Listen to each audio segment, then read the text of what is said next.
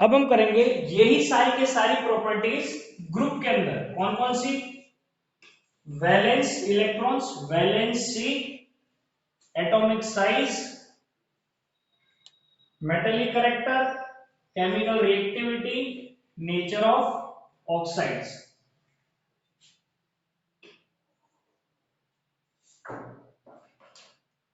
ये है अपने ग्रुप्स।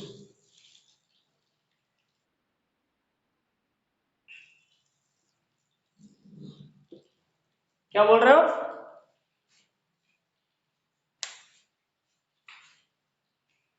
अब देखो इधर, हम कोई एक ही ग्रुप ले लेते हैं। चलो let's take lithium, sodium and potassium. Sodium, potassium, ये है अपने ग्रुप्स। याद रखना ग्रुप के अंदर एक एक, पहले ही बता दूं, ग्रुप के अंदर जो अगला, मतलब जो कोई भी एलिमेंट है वो नेक्स्ट एटॉमिक नंबर नहीं, नेक्स्ट एटॉमिक नंबर किस में आता है? पीरियड के अंदर। दूसरी चीज, ग्रुप के अंदर ये देखो, जैसे मैं नेक्स्ट एलिमेंट पे आया ना, इसमें एक शेल बढ़ जाएगी, एक शेल बढ़ जाएगी। तुमको ग्रुप की कुछ एक चीजें मैं पहले ही बता दूं ताकि तकलीफ ही ना पड़े। देखो, अब ये जो ग्रुप्स है, ग्रुप्स के अंदर ये जो हाइड्रोजन एकमात्र स्पेशल केस है वो मैं तुमको बता देता हूं। देखो, ये तुम देख रहे हो सारे सारे मेटल्स है।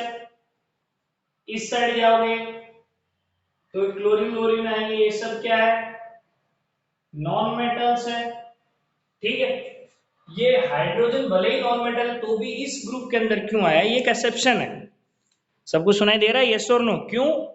हाइड्रोजन क्या करता है, एक इलेक्ट्रॉन लूज करके +1 चार्ज बना लेता है, इसलिए इसको इस ग्रुप में रखा गया है। जो फर्स्ट ग्रुप है ना, उसके अंदर सब +1 चार्ज वाले, सेकंड ग्रुप के अंदर +2 चार्ज वाले। समझ में आ रहा है कि नहीं? यस और नो? अब +1 चार्ज है मतलब उनकी आउटर मोस्ट शेल के अंदर एक सिंगल इलेक्ट्रॉन है। आउटर मोस्ट शेल के अंदर एक सिंगल इलेक्ट्रॉन है, इसलिए सब एक एक इलेक्ट्रॉन बड़ी आसानी से लूज कर देते हैं। जो लास्ट वाला ग्रुप है, सबसे लास्ट, वो सबसे लास्ट वाला ग्रुप है नोबल गैसेस का। इसका नोबल गैसेस मतलब उनकी आउटर मोस्ट शेल पूरी भरी पड़ी रहती है, उनकी वैलेंसी है 0 पूरे ग्रुप की। अब वन बाय वन हम देखते हैं। सबसे पहली प्रॉपर्टी है वैलेंस इलेक्ट्रॉन्स। याद रखना, अगर आप ग्रुप में जाते जाते हो नीचे तो वैलेंस इलेक्ट्रॉन सेम ही रहेंगे। मतलब हाइड्रोजन की के शेल के अंदर एक इलेक्ट्रॉन था, सोडियम का क्या नंबर है? 11, तो 2 8 1, इसकी भी लास्ट शेल में कितना है? एक ही इलेक्ट्रॉन है। याद रखना, सेम ग्रुप के अंदर वैलेंस इलेक्ट्रॉन कितने होंगे? सेम। समझ में आ रहा है? यस और नो? अब दूसरी प्रॉपर्टी यहीं से बन जाती है। अगर वैलेंस इलेक्ट्रॉन सेम थे तो वैलेंसी कितनी होगी? याद रखना, सबकी वैलेंसी भी सेम ही होगी। मतलब ये पूरे ग्रुप की वैलेंसी अगर 1 ही है, सेम वैलेंसी रहेगी। मेरी आवाज आ रही है? यस और नो? अब है एटॉमिक साइज। एटॉमिक साइज, चलो तुम ही मेरे को बताओ, ये एक शेल है, ये 2 शेल है, ये 3 शेल है, कौन से वाला बड़ा है? 3 शेल्स वाला। तो जैसे जैसे नीचे जाते जाते हैं एक एक शेल बढ़ती जाएगी। हाँ, मैं यूं कह सकता हूं कि जब ये शेल्स बढ़ रही है, नंबर ऑफ प्रोटॉन्स और इलेक्ट्रॉन्स भी बढ़ना चाहिए, तो ये तो अट्रैक्ट होकर छोटा होना चाहिए। होना तो ऐसा चाहिए, लेकिन एक शेल काफी बड़ी होती है। ठीक है, तो एक तो शेल की वजह से साइज बढ़ रही है, दूसरा अट्रैक्शन हो रहा है, लेकिन जो अट्रैक्शन वाला इफेक्ट काफी कम है rather than size of a shell. तो याद रखना, ग्रुप में जैसे जैसे हम up to down, down side जाएंगे तो अपनी एटॉमिक साइज क्या होती जाएगी? बढ़ती जाएगी। समझ में आ रहा है? यस और नो? अब देखो, एटॉमिक साइज बढ़ रही है, एटॉमिक साइज बढ़ रही है। देखो इसी से आंसर आएगा मेटेलिक कैरेक्टर का। कौन से कैरेक्टर का? Metallic character. चलो मेटल्स किसको कहते हैं? मेटल वो होगा जो कि इलेक्ट्रॉन क्या करे? लूज। चलो मेरे को ये बताओ, ये प्रोटॉन इसके नजदीक में एक इलेक्ट्रॉन और ये प्रोटॉन इससे काफी दूर एक इलेक्ट्रॉन, तो दोनों में से आसानी से कौन सा इलेक्ट्रॉन छूट जाएगा?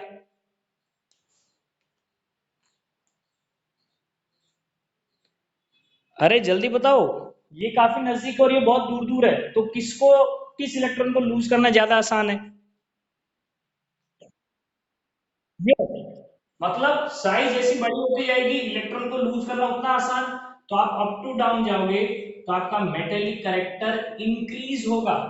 ग्रुप में जैसे जैसे नीचे जाते जाओगे इलेक्ट्रॉन लूज करना बहुत आसान है और आपका मेटेलिक कैरेक्टर इंक्रीज होगा। समझ में आया कि नहीं? यस और नो?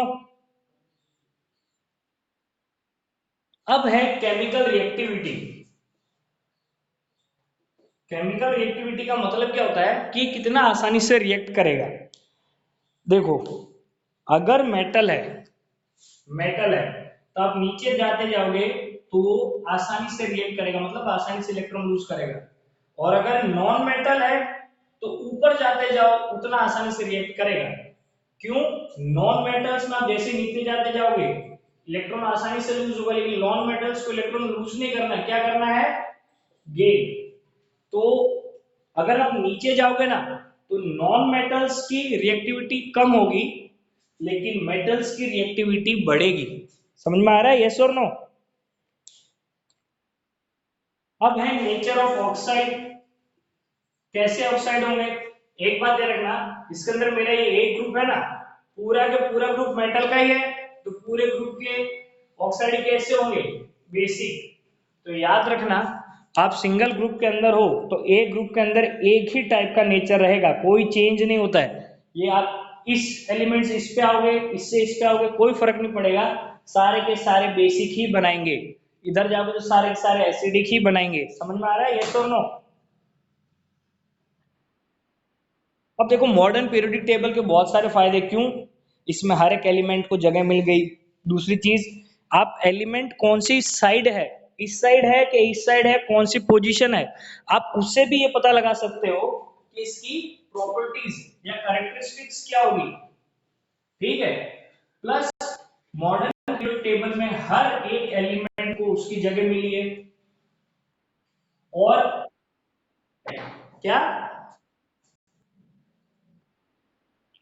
आवाज का ये सॉल्यूशन, टावर वालों को कांटेक्ट करो। देखो, जो मॉडर्न पीरियोडिक टेबल है, ठीक है, मॉडर्न पीरियोडिक टेबल के अंदर हर एक चीज ऐसे डिवाइड होगी। इस साइड क्या है? मेटल्स है, इस साइड नॉन मेटल्स है, बीच में आपको मेटलॉइड्स मिलेंगे। मेटलॉइड्स मींस वो मेटल्स एंड नॉन मेटल्स दोनों की थोड़ी थोड़ी प्रॉपर्टीज बताते हैं। इसके बहुत सारे एडवांटेजेस है। क्यों? आपको आसानी होगी पढ़ने में, प्लस आपको आसानी होगी पढ़ने में, ठीक है। और देखो, मॉडर्न पीरियड के अंदर आपको आसानी जस्ट वे पे देना है। देखो, जो बात आ रही मेरी, मॉडर्न पीरियोडिक टेबल जो है उसके अंदर बहुत सारे फायदे हैं। क्यों? हर एक एलिमेंट को पोजीशन मिल गई, मेटल्स एक साइड आ गए, नॉन मेटल्स दूसरी साइड आ गए। अब है केमिकल बॉन्डिंग। केमिकल बॉन्डिंग, ठीक, one very important thing. Metals example ले लो, सोडियम जो कि पॉजिटिवली चार्ज बनाता है, नॉन मेटल्स ले लो एग्जांपल जो कि नेगेटिवली चार्ज आयन बनाता है। ठीक है? याद रखना, अगर लेफ्ट साइड वाला कोई भी एलिमेंट राइट साइड वाले से रिएक्ट करेगा तो होता क्या है, ये सोडियम है, ये क्लोरीन है, ये इसको एक इलेक्ट्रॉन दे देगा, ठीक है, और ये खुद पॉजिटिवली चार्ज होगा, नेगेटिवली चार्ज। तो याद रखना, ऐसे टाइप के बॉन्ड को कहते हैं आयोनिक बॉन्ड। आयोनिक बॉन्ड के अंदर क्या करता है, पूरा के पूरा एक इलेक्ट्रॉन ट्रांसफर कर देते हैं। क्या कर देते हैं? ट्रांसफर।